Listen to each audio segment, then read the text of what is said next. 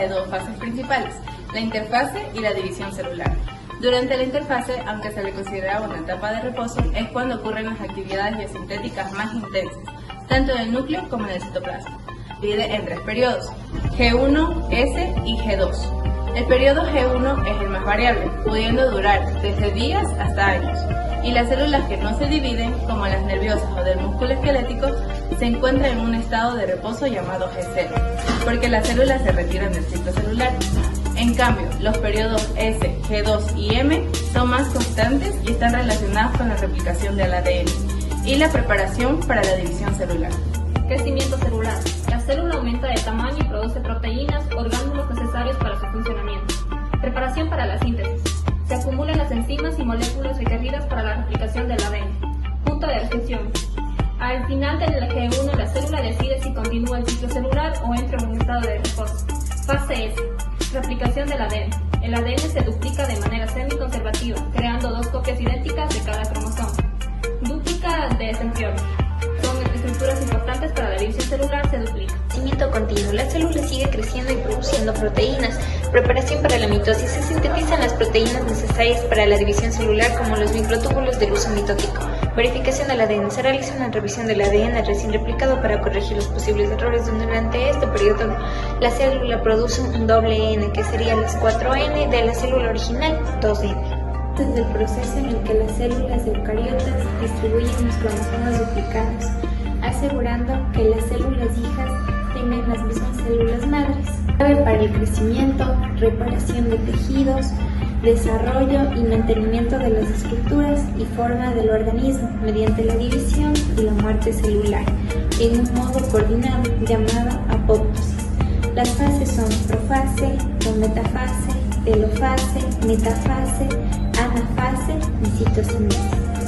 Los cromosomas comienzan a hacerse visibles en el interior del núcleo, adoptando una forma de filamentos.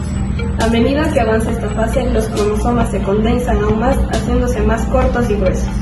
Cada cromosoma está compuesto por dos cromátidas hermanas idénticas, unidas por sus centrómeros. En este punto se forman estructuras llamadas cinetocoros sobre cada centrómero. Al mismo tiempo, el nucleolo empieza a desintegrarse de manera gradual. Por otro lado, en el citoplasma comienza a desarrollarse el uso mitótico, que es una estructura bipolar compuesta de microtúbulos. La envoltura nuclear en pequeñas vesículas. Estas vesículas permanecen cerca del uso mitótico y más adelante serán utilizadas para formar las nuevas envolturas nucleares de las células hijas. Al romperse la envoltura nuclear, los microtúbulos del buzo pueden interactuar directamente con los cromosomas, mediante los cinetocoros. En cada cromosoma, los microtúbulos cinetocóricos se extienden en direcciones opuestas, desde cada cromátida hacia un polo del uso. Este proceso organiza a los cromosomas en el plano ecuatorial de la célula. Los cromosomas se ubican en el plano ecuatorial formando la plaza metafásica. Cada cromosoma se mantiene en esa posición debido a las fuerzas generadas por sus microtúbulos cinetocóricos, que están anclados a los polos opuestos del uso. En esta fase es cuando los cromosomas están más condensados y por ello son más visibles. Comienza la separación simultánea de cada cromosoma en sus cromátidas hermanas, que se desplazan hacia los polos opuestos del uso. El desplazamiento de las cromátidas se produce como consecuencia del desamblaje y acortamiento de los microtúbulos cinetocóricos. Además, los dos polos del uso mitótico se separan entre sí, debido a que los microtúbulos polares se alargan por el ensamblaje de moléculas de tubulina en sus extremos. Al final, los cromosomas se han separado en grupos iguales situados en un polo del uso y se formará parte del núcleo de una nueva célula. Después de la división celular, los cromosomas se separan y deben volver a su estado original.